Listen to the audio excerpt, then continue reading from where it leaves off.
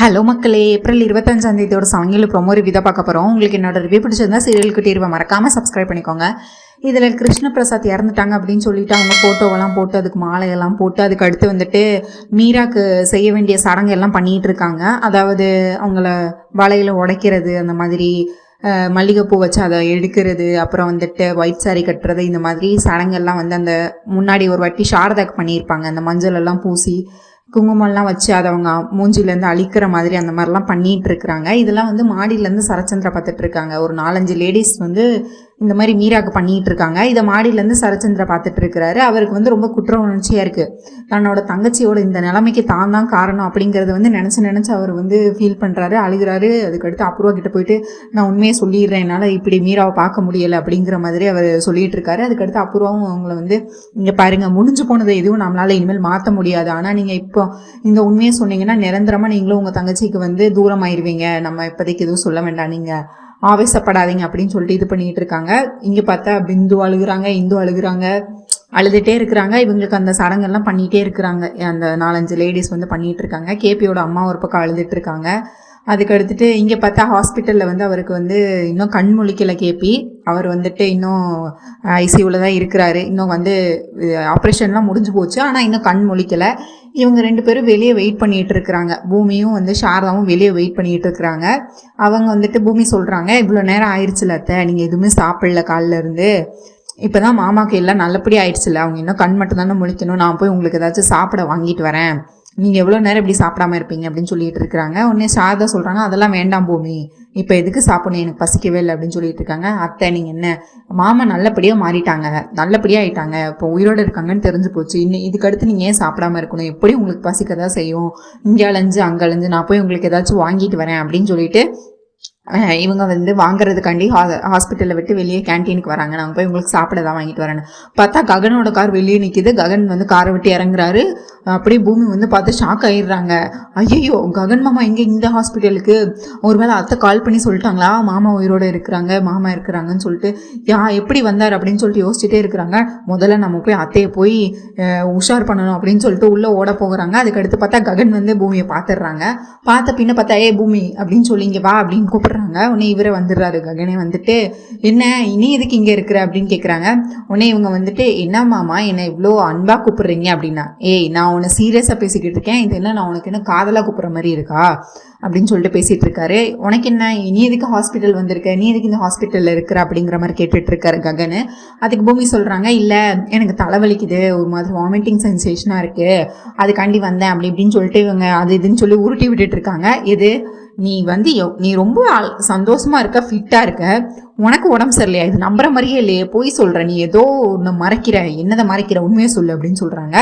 உண்மையெல்லாம் நான் உண்மையெல்லாம் மறைக்கலை மாமா, நான் எதுக்கு உங்ககிட்ட உண்மையை மறைக்கணும், உண்மையாக எனக்கு உடம்பு சரியில்லை, அதுக்காக தான் நான் ஹாஸ்பிட்டலுக்கு வந்திருக்கேன், வேணா நீங்களே வாங்க அப்படின்னு இவங்க 2 பேரும் பேசிகிட்டு இருக்காங்க. இவங்க 2 பேரும் பேசிகிட்டு இருக்கிற இந்த நேரத்தில் பார்த்தா நர்ஸு வராங்க. நர்ஸு வந்து ஒரு ப்ரிஸ்கிரிப்ஷனை கொடுக்குறாங்க. கொடுத்துட்டு இதெல்லாம் போய் சீக்கிரம் இந்த டேப்லெட்ஸ் எல்லாம் வாங்கிட்டு வாங்க, உங்கள் கிருஷ்ண பிரசாத் மாமாவுக்கு இப்போ வந்து இந்த இன்ஜெக்ஷன் போடணும், இதை போய் நீங்கள் முதல்ல வாங்கிட்டு வாங்க அப்படின்னு சொல்கிறாங்க. இதை ககன் வந்து ஃபுல்லாக கேட்டுடுறாரு. இது கிருஷ்ண பிரசாத்தா அப்படின்னு சொல்லிட்டு, உண்மையை சொல்லுங்கள், அப்போ கிருஷ்ண பிரசாத் இன்னும் சாகலை, உயிரோடு தான் இருக்கிறாரா, ஆமாம் உள்ளே தான் ஐசியூவில் இருக்கிறாங்க அப்படின்னு சொல்லிட்டு அந்த நர்ஸ் வந்து சொல்கிறாங்க. உடனே வந்துட்டு ககன் உள்ளே ஓடி போகிறாரு. உடனே பூமி வந்து அவங்களை தடுக்கிறதுக்கு பார்க்குறாங்க. மாமா அதெல்லாம் ஒன்றும் இல்லை அப்படின்னு சொல்லிட்டு, இதுதான் நீ போய்க்காரி அப்படின்னு சொல்லிட்டு உள்ள ஐசியூ எங்கே இருக்குது அப்படின்னு கேட்குறாங்க. உடனே ஐசியூவில் போயிட்டு பார்க்குறாங்க. உயிரோடு இருக்கிற அந்த இதை பார்த்தோன்னே பூமியை வந்து கற்றுன்னு கத்துறாங்க. காலையில் என்னமோ அவ்வளோ சொன்னால் உங்கள் அப்பாவுக்கு கடைசி இதை நீ பண்ண அது இதுன்னு சொல்லிட்டு, ஆனால் உயிரோடு இருக்கிறவருக்கு இது என்ன அடுத்த நாடகமா, நீ என்னைக்கு தான் திருந்துவ, இப்படி எத்தனை நாடகத்தை தான் நீ போட்டுக்கிட்டே இருப்ப அப்படின்னு சொல்லிட்டு ககன் வந்து பூமி கிட்ட சண்டை போட்டுட்டு இருக்கிறாரு. இதோட மட்டும் நீ நிப்பாட்டலை, உடனே நான் இப்போ உடனே இது முதல்ல அந்த போலீஸ்க்கு நான் சொல்கிறேன் அப்படின்னு சொல்லிட்டு இவர் கொலை பண்ணிட்டு தலைமறைவாக இருக்கிறதுக்கு இறந்துட்டாருன்னு புதுசாக ஒரு ட்ராமாவா, நான் இப்போவே போலீஸ்கிட்ட சொல்கிறேன்னு சொல்லிட்டு எஸ்ஐ சூர்யாவுக்கு கால் பண்ணுறாரு ககன். கால் பண்ணோடனே ஹலோ நான் ககன் பேசுகிறேன் அப்படின்றாரு. சொல்லுங்கள் அப்படிங்கும்போது அங்கேருந்து எஸ்ஐ சூர்யா சொல்லுங்கள் என்ன அப்படின்றாரு. இந்த மாதிரி கிருஷ்ண பிரசாத் இன்னும் உயிரோடு தான் இருக்காரு, என் கண்ணு முன்னாடி தான் இங்கே ஐசியூவில் இருக்கிறாரு, அவர் இன்னும் சாகலை, நீங்கள் வந்து முதல்ல அவர் பிடிச்சிட்டு போங்க அப்படிங்கிற மாதிரி ககன் வந்து ஃபோன் பண்ணி சொல்கிறாரு. ஐயோ மாமா சும்மா இருங்க மாமான்னு சொல்லிட்டு பூமி வேறு கத்திட்டு இருக்காங்க. இது எல்லாமே பார்த்தா பூமியோட கனவு. ககன் ஹாஸ்பிட்டல் வந்தது வர உண்மை. ககனை பார்த்தோன்னே இவங்க உள்ளே ஓடி வந்துட்டாங்க. இது ஒருவேளை நம்ம நின்று நம்மளை பார்த்துருந்தா இந்த மாதிரி நடந்திருக்குங்கிறது பூமியோட கனவு. இன்னும் ககன் ஹாஸ்பிட்டல் வந்துட்டாரு, ஆனால் இன்னும் பூமியை பார்க்கல. உடனே அதுக்கு அடுத்து இவங்க ஓடி போயிட்டு இவங்க சாரதா கிட்ட போயிட்டு சண்டை போட்டுட்டு இருக்காங்க. பூமி வந்துட்டு, ஏன் அத்தை என்கிட்ட மாமாவுக்கு கால் பண்ணி வர சொன்னீங்களா ஹாஸ்பிட்டலுக்கு, எதுக்கு இப்படி பண்ணீங்க அப்படின்னு கேட்டுட்டு இருக்காங்க. நான் எதுக்கு பூமி சொல்ல போகிறேன், ககனுக்கு நாளாக காலம் பண்ணலை, ஒன்றும் பண்ணலை, நீ எதுவும் கால் பண்ணி சொன்னியா? அத்தை அவங்க என்கிட்டே சண்டை போட்டுட்டு இருக்கிறாங்க, நான் எதுக்கு கால் பண்ணி சொல்ல போகிறேன் மாமா இருக்கிறத, நான் மற்றவங்க கிட்டே சொல்லக்கூடாதுன்னு சொன்னேன், நான் எதுக்கு சொல்ல போகிறேன் அப்படின்னு சொல்லிட்டு பூமி வந்து சொல்லிட்டு இருக்காங்க. ஐயோ ஒருவேளை நம்ம இருக்கிற விஷயம் தெரிஞ்சுதான் வந்துட்டு போகிறோம், இப்போ எதுக்காக வந்தாருன்னே தெரியலையே அப்படின்னு சொல்லிட்டு, முதல்ல நீங்கள் இந்த ஸ்ட்ரக்சரில் படுங்க வாங்க அப்படின்னு சொல்லிட்டு அந்த ஸ்ட்ரக்சரில் படுக்க வச்சு அவங்க மேலே அந்த கிளாத்து அந்த வெள்ளை துணி போட்டு மறைச்சி வச்சிடுறாங்க. அதாவது பேஷண்ட் மாதிரி மறைச்சி வச்சிடுறாங்க. பூமி மறைஞ்சிட்டு திரும்ப ஒரு ஒயிட் கிளாத் இருக்கு, அதை எடுத்துட்டு இவங்க தரையில படுத்துடுறாங்க. பூமி தரையில படுத்துட்டு அந்த ஒயிட் கிளாத் எடுத்து அவங்க மேலே போட்டுக்கிறாங்க. ககன் அப்படியே ஹாஸ்பிட்டலுக்குள்ள வராரு. ஐசு எங்க இருக்குன்னு கேட்குறாரு. இப்படியே உள்ள போயிட்டு ஃபர்ஸ்ட் ஃப்ளோர் அப்படின்னு சொல்றாங்க. உடனே உள்ள வந்து பாக்குறாரு. இவங்க பூமி வந்து தெரியாம அவங்க தரையில தானே படுத்திருக்காங்க. பூமி வந்து மிதிச்சிடுறாங்க. மிதிச்சு பின்ன பார்த்தா உடனே அதுக்கடுத்து மூஞ்சியை பார்க்கல. உடனே அதுக்கடுத்து தொட்டு கும்பிட்டுட்டு இவர் ககன் வந்து ஐசு இங்கேதான் இருக்கு அப்படின்னு சொல்லிட்டு இவர் வந்து ககன் வந்து வந்திருக்காருன்னா அவரோட எம்ப்ளாயி ஒருத்தர் வந்து அட்மிட் ஆயிருப்பாரு. அவருக்கு ஆக்சிடென்ட் நடந்திருக்கும். அவரை பார்த்துட்டு அவருக்கு கொஞ்சம் காசு கொடுத்து ஹெல்ப் பண்ணலாம் அப்படிங்கிறக்காண்டி வந்திருப்பாரு. உடனே இவர் ககன் வந்து அந்த ஐசியூவில் போயிட்டு அவரோட எம்ப்ளாயி பார்க்க போயிடுவாரு. உடனே பூமி, ககன் எதுக்காக வந்திருக்காரு நான் பார்க்குறேன் அத்தை, நீங்கள் எக்காரணத்தை கொண்டு நான் சொல்கிற வரைக்கும் இந்த ஸ்ட்ரக்சர்லேருந்து எந்திக்காதீங்க, இந்த கிளாத் எதையும் எடுக்காதீங்க, உங்கள் மூஞ்சியில் போட்டுக்கோங்க, ககன் இங்கேருந்து போகிற வரைக்கும் நம்ம இப்படி தான் இருக்கணும், நீங்கள் வெளியே வராதிங்க, தேவையில்லாமல் நீங்களும் மாட்டிப்பீங்க அப்படின்னு சொல்லிட்டு இவங்க வந்து சாரதாவை அங்கேயே படுக்க வச்சுட்டு அந்த கிளாத்தை திரும்பி போட்டுட்டு இவங்க வந்து ககன் என்ன பண்ணுறாரு எங்கே இருக்கிறாருன்னு சொல்லிட்டு பார்க்குறக்கு வராங்க. உடனே அவர் பார்த்தா இங்கே பாருங்க, எனக்கு உங்களோட ஹெல்த் தான் முக்கியம் அப்படிங்கிற மாதிரி ககன் வந்து சொல்லிக்கிட்டு இருக்காரு. எனக்கு என்னோட எம்ப்ளாயி தான் முக்கியம், நீங்கள் வந்து 1 மாதம் நல்லா ரெஸ்ட் எடுக்கோங்க, பெட் ரெஸ்ட் எடுத்துக்கோங்க, உங்களுக்கான சேலரி உங்களுக்கு வந்துடும், அதே மாதிரி உங்களுக்கு என்னென்ன இந்த ஹாஸ்பிட்டலுக்கு என்னென்ன எக்ஸ்பென்ஸ் ஆகுதோ அது எல்லாமே நான் கொடுத்துட்றேன், நீங்கள் எதுக்கும் கவலைப்படாதீங்க, கெட் வெல் சூன் அப்படிங்கிற மாதிரி அவர் பேசிகிட்டு இருக்காரு. அதுக்கடுத்து செக்கும் போட்டு கொடுக்குறாரு அவரோட எம்ப்ளாய்க்கு ககனு. இது எல்லாத்தையுமே பூமி வந்து மறந்து பார்க்குறாங்க. பார்த்துட்டு மீரா வந்து எங்கெங்கே அழுதுட்டு இருக்கிறாங்க.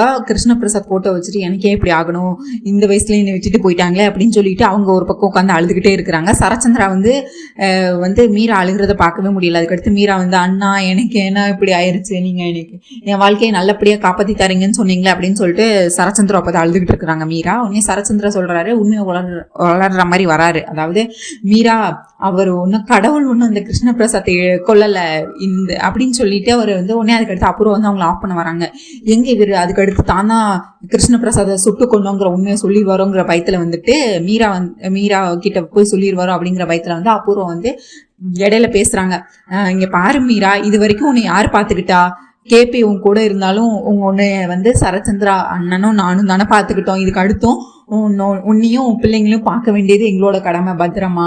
இங்க பாரு கேபி இல்லை, நீ எதுக்கும் கவலைப்படாத, கேபியோட இது உனக்கு பெரிய இழப்பு தான், ஆனா நீ அதுக்காக நாங்க உன்னை அப்படியே விட்டுற மாட்டோம், உனக்கே தெரியும் அண்ணனுக்கு உன்னை எவ்வளவு பிடிக்கும் அப்படின்னு சொல்லிட்டு, சரியும் இப்ப என் பொண்ணை கல்யாணம் பண்ணிட்டான் அப்படிங்கிற மாதிரி, இங்க பாரு உனக்காக நாங்க எப்போதுமே இருப்போம், உனக்காக இந்த அண்ணா நீ எல்லா இடத்துலயும் இருப்போம், நீ எதுக்கும் கவலைப்படாத அப்படின்னு சொல்லிட்டு இவங்க வந்து ஆறுதல் சொல்லிக்கிட்டு இருக்காங்க. ஆனா செடிக்கு இதெல்லாம் கேட்டு டென்ஷன் ஆகுது.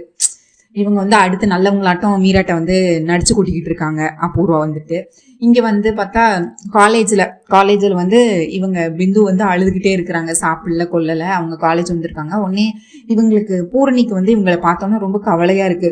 அதாவது அழுதுகிட்டே இருக்காங்களே அப்படின்னு சொல்லிட்டு ஆறுதல் சொல்லலாம் அப்படின்னு சொல்லிட்டு வராங்க. பிந்து கிட்ட வந்து பேசுறாங்க. பூரணி வந்து, நீ பாரு அப்பா இறந்தது பெரிய இழப்பு தான், எனக்கு புரியுது, அதுக்காக நீ அழுதுகிட்டே இருந்தா எல்லாம் சரியாயிராது, நீ சாப்பிட்டியா அப்படின்னு கேட்குறாங்க. நான் சாப்பிடல, எனக்கு வேண்டாம் அப்படின்னு சொல்றாங்க. உடனே இவங்க பூர்ணி வந்து அவங்களோட டிஃபன் பாக்ஸ் எடுத்து அவங்களுக்கு சாப்பாடெல்லாம் ஊட்டி விடுறாங்க. அதுக்கடுத்து புறையேறுது, தண்ணியெல்லாம் கொடுக்குறாங்க. இங்கே பாரு அப்படின்னு சொல்லிட்டு, உனக்கு தெரியாது என்ன சின்ன வயசுலேருந்து என் கூட இருந்தாங்க, எனக்கு என் அப்பானா ரொம்ப பிடிக்கும் அப்படி இப்படின்னு சொல்லிட்டு பிந்து சொல்லிக்கிட்டு இருக்கிறாங்க. உடனே அதுக்கு அடுத்து வந்து பூர்ணியா அதுக்கு வந்து விளக்கம் கொடுத்துட்டு இருக்கிறாங்க. இங்கே பாரு நீ எதுக்கும் கவலைப்படாத, அது எல்லாமே இது வந்து காலம் தான் எல்லாத்தையும் உன்னை மாற்றும், இந்த காலம் எல்லாத்தையும் இது சரி பண்ணும், இது வந்து காலம் ஏற்படுத்திய இதுதானே, அதுவே அது சரி பண்ணும், நீ எதுக்கும் கவலைப்படாத, நீ இப்போ அழுதுகிட்டே இருந்து நீ சாப்பிடாம இருந்தா அப்பா திரும்பி வரப்போறாங்களா, இல்லை அப்புறம் என்ன, நீ உன் உடம்ப பாரு, நீ உன் ஹெல்த்தை பாரு அப்படின்னு சொல்லிட்டு இவங்க வந்து ஊட்டி விட்டுட்டு இருக்கிறாங்க. புறையேறுது. அப்புறம் வந்துட்டு சிவா என்ட்ரி கொடுக்குறாரு. என்ட்ரி கொடுத்து, வாவ் உங்க 2 பேத்தையும் இப்படி பார்க்க எவ்வளவு சந்தோஷமா இருக்கு, இதுதான் உண்மையான அக்கா தங்கச்சி பாசமா அப்படின்னு சொல்லிட்டு கேட்டுக்கிட்டு இருக்காரு. இவ்வளோ அன்பை 2 பேரும் வச்சுக்கிட்டு எதுக்கு இப்படி பிடிக்காத மாதிரி இத்தனை நாள வெறுத்து ஒதுக்கிக்கிட்டு இருந்தீங்க, இவ்வளவு அன்பு உங்களுக்குள்ள இருக்குல்ல, உங்க அப்பா இறந்துதான் நீங்க ஒண்ணு சேரணும்னு இருக்கா அப்படி இப்படின்னு சொல்லிட்டு அவர் வந்து அவரோட இதுக்கு பேசுறாரு. உடனே பூர்ணிக்கு வந்து கோருது.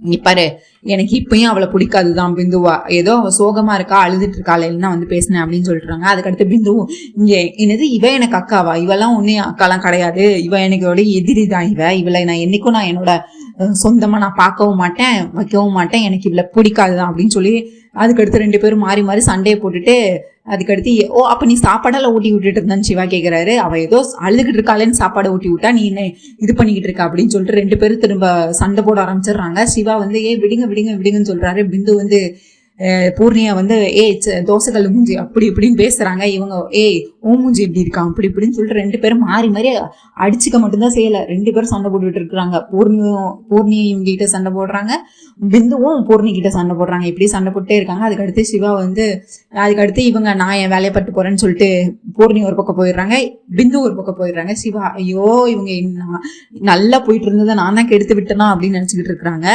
இங்க ஹாஸ்பிட்டல்ல பார்த்தா இங்க பாருங்க, உங்க பையன் வந்து ஏதோ ஒரு எம்ப்ளாயி தான் பார்க்க வந்திருக்கான் அப்படின்னு சொல்லிட்டு பூமி வந்து சாரதா கிட்ட சொல்லிட்டு இருக்கிறாங்க. அவங்க வந்து அங்க பேசிக்கிட்டு இருக்காங்க. எந்த நேரத்துல வேணா வெளியே வரலாம், அதான் நீங்க மூஞ்ச மூடிக்கிட்டே இருங்க அப்படின்னு சொல்லிட்டு இப்படி பேசிட்டு அவங்க மூஞ்ச மூடி ககன் வந்து அவங்க எம்ப்ளாய் கிட்ட பேசிட்டு வெளியே வர்றாரு. இந்த நேரத்துல பார்த்தா பூமி வந்து அவசர அவசரமா வந்து சாரதா மூஞ்சியில வந்து அந்த ஒயிட் கிளாத் போட்டு மறைச்சிட்டு நீங்க படுத்துக்கோங்க அப்படின்னு சொல்றாங்க. நீங்க ககன் போகிற வரைக்கும் இந்த கிளாத் எடுக்காதீங்க அப்படின்னு சொல்லிட்டு படுக்க வைக்கிறாங்க. அந்த ஸ்ட்ரக்சர்ல இவங்க பூமி வந்து தரையில படுத்துடுறாங்க. தரையில படுத்துட்டு இவங்க மேல அந்த ஒயிட் கிளாத்தை போட்டுட்டு ஒயிட் கிளாட்டை மேல போட்டுக்கிறாங்க. உடனே ககன் வந்து பார்க்கவே இல்லை பூமியை, அவர் பாட்டு போயிட்டு இருக்கிறாரு. இந்த நேரத்துல பார்த்தா அதுக்கடுத்து ஒரு வார்டு பாய் இருப்பான்ல, அவனை கூப்பிட்டு இது என்னது இப்படி நடு தரையில இந்த மாதிரி கிளாத்தை போட்டு வச்சிருக்கிறீங்க, யாராவது பார்த்து விழுறதுக்கா அப்படின்னு சொல்லிட்டு இந்த வார்டு பாய்ட்ட வந்து திட்டுறாங்க. உடனே அந்த வார்டு பாய் வந்து எதையுமே பார்க்காம சரசரான அந்த கிளாத்தை மட்டும் தரன்னு இழுத்துட்டு போறான். ககன் வந்து அவர் போயிட்டாரு. இருந்தாலும் இந்த பூமி தேவையில்லாம கத்துறாங்க. இந்த நேரத்துல கத்தி எடுக்காத எடுக்காத எடுக்காத எடுக்காத அப்படின்னு சொல்லிட்டு கத்துறாங்க அந்த வார்டு பாய் கிட்ட. உடனே ககன் வந்து இது எங்கேயோ கேட்ட வாய்ஸ் மாதிரி இருக்கே அப்படின்னு சொல்லிட்டு திரும்பி பாக்குறாரு. பார்த்தா பூமி. உடனே பூமி வந்து எந்திரிச்சிடுறாங்க. எந்திரிச்சிட்டு உடனே ககன் வந்து பூமி கிட்ட கேட்கிறாரு, ஆமா நீங்க ஹாஸ்பிட்டல்ல நீங்க பண்ணிட்டு இருக்க, நீ என்ன பண்ணிட்டு இருக்க அப்படின்னா. அதை நான் உங்ககிட்ட கேட்கணும், நீங்க என்ன எதுக்கு வந்தீங்க அப்படின்னு. எனக்கு 1000 விஷயம் இருக்கும், நான் வருவேன், உனக்கு என்ன வேலை, நீ எதுக்கோ ஹாஸ்பிட்டல்ல வந்திருக்க, நீ இந்த ஹாஸ்பிட்டல்ல என்ன பண்ணிட்டு இருக்க அப்படின்னு சொல்லிட்டு ககன் வந்து பூமி கிட்ட கேட்கிறாரு. பூமி சொல்றாங்க, ஜென்ரல் செக்அப் தான் பண்ண வந்திருக்கேன் அப்படின்னு சொல்றாங்க. நமக்கு கல்யாணம் ஆயிடுச்சு, அதுக்கு அடுத்து நம்ம குழந்தை எல்லாம் வேணும்ல அப்படின்னு சொல்லிட்டு இவங்க அப்படி இப்படின்னு பேச்சை மாற்றி விடுறாங்க. நான் அதுக்காக செக்கப்புக்கு வந்திருக்கேன் அப்படின்னு சொல்கிறாங்க. உடனே ககன் வந்துட்டு நீ என்ன சொல்லிட்டு இருக்க, நீ என்ன பேசுகிற, இதெல்லாம் ஒன்றும் இல்லையே, நமக்கு நான் இன்னும் உன்னை கல்யாணம் பண்ண நான் ஏற்றுக்கவே இல்லை அப்படின்னு சொல்லிட்டு உடனே யாரோ ஒரு டாக்டர் போவாங்க, அவங்க கையை பிடிச்சி வச்சு இழுத்து, சார் எங்களுக்கு வந்து பொண்ணு பிறக்க போதா பையன் பிறக்க போதா, நீங்கள் செக் பண்ணீங்கல்ல, ரிப்போர்ட்டில் என்ன போட்டிருக்கு அப்படின்னு கேட்பாங்க. அவர் வந்து பேந்த முழிச்சுக்கிட்டு இருப்பாரு. நான் உங்களை செக்கே பண்ணலை அப்படின்னு. சரி சாரி சார் இனி ஒரு லேடி தான் செக் பண்ணாங்க, இந்த டாக்டர் பார்க்கல மாமா, இனி ஒரு லேடி டாக்டர் தான் பார்த்தாங்க, இப்போ வந்து இது பொண்ணா பையனா நீங்கள் என்ன நினைக்கிறீங்க அப்படின்னு சொல்லிட்டு ககன் கிட்ட ஒன்று ஒன்றா கேட்டுக்கிட்டு இருப்பாங்க இவங்க பூமி வந்துட்டு. உடனே இவங்க அந்த டாக்டர் போயிடுவாரு. நீ ஏதோ நாடகம் போட்டுக்கிட்டு இருக்க, இந்த நாடகத்தை சீக்கிரமே நான் கண்டுபிடிக்கிறேன், இப்போ என்ன அடுத்த ஒரு புது நாடகத்தை ஆரம்பிச்சிட்டியா அப்படின்னு சொல்லிட்டு ககன் வந்து சண்டை போட்டுக்கிட்டு இருக்கிறாரு. நீ இந்த ஹாஸ்பிட்டல் என்ன பண்ணிட்டு இருக்க, நீ எப்படினாலும் நீ மாட்டிப்ப, ஏதோ ஒரு நாடகத்தை ஏதோ நீ பண்ணிட்டு இருக்க, என்னைக்குனாலும் அது வெளியே வரதானே போகுது, வெளியே வர்ற இன்னைக்கு உனக்கு இருக்கு அப்படின்னு சொல்லிட்டு இவர் ககன் பாட்டு போயிடுறாரு. உடனே இவங்க சாரதாவை கடகடன்னு எழுப்பி, அத்தை எந்திரிங்க உங்க பையன் போயிட்டாரு அப்படின்னு சொல்லிட்டு பேசிட்டு இருக்கிறாங்க. அதாவது பாருங்க, ககன் மாமாக்கு நம்ம மேல டவுட் வந்துருச்சு அத்தை அப்படின்னு சொல்லிட்டு இவங்க பேசிட்டு இருக்கிறாங்க. பூமி வந்துட்டு, நம்ம இந்த ஹாஸ்பிட்டல்ல இருக்கிறது இனிமேல் சேஃப் இல்லை, ஒருவேளை நம்ம இருந்தோம்னா கேபி மாமா இருக்கிறது தெரிஞ்சு போயிடும், நம்ம இங்கே இருக்க வேண்டாம், அதனால இங்கே பாருங்க நம்ம இந்த ஹாஸ்பிட்டலில் தான் இவங்களை சேர்த்தாகணும், ஏன்னா மற்ற ஹாஸ்பிட்டல் போனால் புல்லட் இது இருக்குது, கேஸ் போடுவாங்க அப்படின்னு சொல்லிட்டு அதுக்கடுத்து சாரதா சொல்லிட்டு இருக்கிறாங்க. இந்த ஹாஸ்பிட்டலில் இருக்கிற டாக்டர் வந்து எனக்கு கடவுள் மாதிரி, என்னோட புருஷனோட உயிரை காப்பாற்றிருக்காங்க, அதுக்கடுத்து போலீஸ் கேஸும் போடலை, இப்போ 2 வாட்டி உயிரை காப்பாற்றிருக்காங்க அப்படின்னு சொல்லிட்டு, அதனால அந்த கடவுளுக்கு தான் நன்றி சொல்லணும் அப்படின்னு சாரதா சொல்லிட்டு இருக்காங்க. நம்ம இங்கே இருந்தோம்னா கண்டிப்பாக கேபி மாமாக்கு ஏதாவது பிரச்சனை வரும், அதனால நம்ம இங்கேருந்து போகலாம் வாங்க அப்படின்னு சொல்லிட்டு இவங்களுக்கு மனசே இல்லை சாரதாக்கு அந்த ஹாஸ்பிட்டலை விட்டு வர்றதுக்கு. இருந்தாலும் அவங்க வந்து பூமி வந்து கட்டாயப்படுத்தி ஹாஸ்பிட்டல்லேருந்து சாரதா வெளியே கூப்பிட்டு போகிறாங்க. இங்கே பார்த்தா மீரா வந்து கேபியோட ஃபோட்டோ முன்னாடி நின்று அப்படியே ஒயிட் சாரி கட்டிட்டு அப்படியே அழுது அப்படி அழுது ரொம்ப சோர்ந்து போயிட்டாங்க, டயர்டாகி அவங்க மயக்கம் ஆயிட்டாங்க, அந்த லெவலுக்கு இருக்கிறாங்க. சரச்சந்திரா வந்து இதை பார்க்குறாரு, தன்னோட தங்கச்சியோட இந்த நிலைமைக்கு தான் தானே காரணம் அப்படின்னு யோசிச்சு அவருக்கு இன்னும் குற்ற உணர்ச்சி ஆகுது. அதாவது மீரா எவ்வளோ காதல் இருந்தால், எவ்வளோ அன்பு இருந்தால் இப்படிலாம் இருக்க முடியும், அவரை கேபி தான் தன்னோட உலகம்னு மீரா இருந்தா அவளோட இதை நான் பறிச்சிட்டேனே அப்படின்னு சொல்லிட்டு எடுத்துக்கிட்டு இருக்காரு.